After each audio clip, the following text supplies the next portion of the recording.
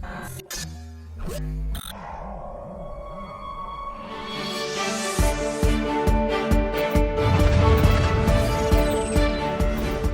saudara-saudara, selamat bertemu kembali dalam acara M7M, Meaningful 7 Minutes bersama Grace Alone Multimedia Ministry. Dalam sesi yang lalu kita sudah belajar salah satu keunikan penciptaan manusia adalah manusia diciptakan menurut gambar dan rupa Allah. Dan hari ini kita akan belajar apa yang dimaksud dengan gambar dan rupa Allah. Nah, kita harus memulai dengan mengetahui bahwa istilah gambar dan rupa Allah merupakan sesuatu yang sinonim. Kita tidak perlu membedakan di antara dua kata ini. Nah, mengapa saya menganggap gambar dan rupa Allah merupakan sinonim?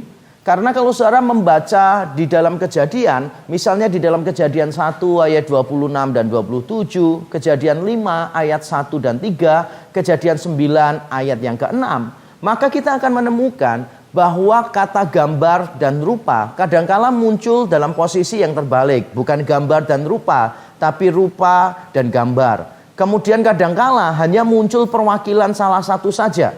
Misalnya cuma gambar yang muncul atau rupa yang muncul. Mungkin yang paling jelas adalah di dalam Kejadian 1:27. Ayat 26-nya dikatakan, baiklah kita menjadikan manusia menurut gambar dan rupa kita. Jamak, gambar dan rupa kita. Tapi kemudian di ayat yang ke-27 dikatakan, maka Allah menciptakan manusia itu menurut gambarnya. Bukan gambar dan rupa lagi, tapi hanya disebut salah satu.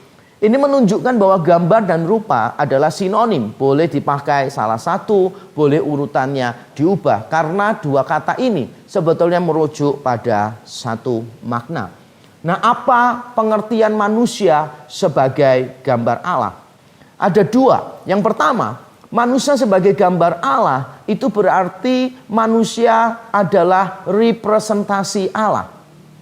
Manusia adalah perwakilan Allah di muka bumi. Untuk memahami ini, kita perlu mengetahui budaya kuno pada waktu itu.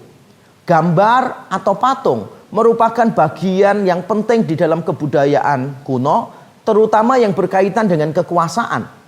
Kalau misalnya satu daerah dikuasai oleh pemimpin yang baru, maka bagaimana orang-orang di daerah itu bisa tahu bahwa sudah ada pergantian pemimpin? Yaitu dengan cara pemimpin akan mendirikan patungnya di sana. Sehingga orang tahu pada waktu melihat patung, patung itu merupakan representasi dari penguasa. Juga mata uang misalnya. Mata uang kuno ada gambar para penguasa. Sehingga menunjukkan pada saat orang menerima menggunakan uang itu merupakan sebuah simbol penerimaan dari kekuasaan orang yang gambarnya ada di sana.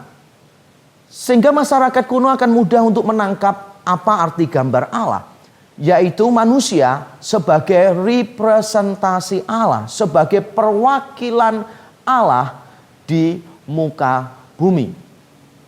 Allah memberikan mandat kepada manusia, dan manusia atas mandat Allah itu berdasarkan kepercayaan yang Allah berikan kepada mereka, maka manusia menguasai bumi. Dan inilah yang kita sebut dengan istilah penata layanan, stewardship. Ada yang memiliki, yaitu Allah. Ada orang yang dipercaya untuk melakukannya, untuk menjalankan tugas tertentu dari sang pemilik, yaitu manusia. Manusia sebagai penata layan. Yang kedua, apa arti manusia sebagai gambar Allah?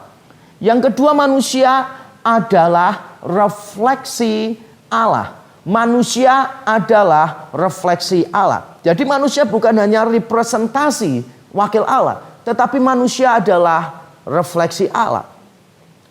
Kita tahu bahwa Allah adalah roh. Yohanes pasal yang keempat dengan jelas mengatakan semacam itu. Dan Allah melarang umatnya untuk menyembah dia menggunakan gambar atau patung. Misalnya di dalam Keluaran 20 di dalam Dasatita 10 perintah Allah. Sudah jelas. Perintah yang kedua adalah jangan membuat patung atau gambar menyerupai apapun di dalam penyembahan. Allah adalah roh. Orang tidak bisa melihat Allah secara langsung. Karena dia adalah Allah yang bersifat roh. Dan Allah melarang umatnya untuk membuat gambar atau patung. Lalu bagaimana manusia bisa mendapat gambaran tentang Allah. Kalau memang Allah roh dan Allah melarang umatnya untuk membuat gambar atau patung, bagaimana kita bisa mendapatkan gambaran tentang Allah? Nah, Allah memberikan beberapa cara tentu saja kepada umat manusia. Misalnya berkali-kali Allah menampakkan dirinya, atau kita sebut dalam istilah teologi teofani. Allah menampakkan dirinya, misalnya melalui guru, melalui kilat, melalui gunung yang bergetar. Itu merupakan teofani Allah. Allah juga menampakkan diri melalui penglihatan. Tetapi ada satu hal yang luar biasa yang seringkali kita lupakan. Bahwa kita bisa mendapatkan gambaran Allah itu karena kita adalah gambar Allah. Dengan melihat manusia, kita melihat Allah sebetulnya. Bukan berarti manusia adalah Allah. Tetapi di dalam diri manusia ada cerminan Allah. Dan seharusnya manusia mencerminkan sifat-sifat Allah. Misalnya, dengan kita melihat orang lain, seharusnya kita bisa melihat sifat-sifat Allah di dalam diri manusia. Tapi sayangnya dosa telah merusak segalanya. Sehingga gambar itu menjadi gambar yang kabur, yang tidak jelas.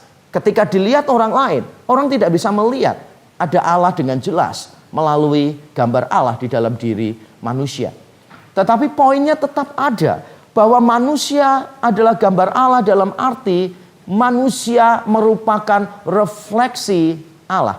Setelah manusia gagal, rusak oleh dosa, maka Allah mengirim anaknya yang disebut sebagai gambar Allah yang sempurna. Sehingga Yesus Kristus itu kematiannya di atas kayu salib, kebangkitannya dari kematian, itu menjadi jalan pemulihan bagi gambar yang rusak.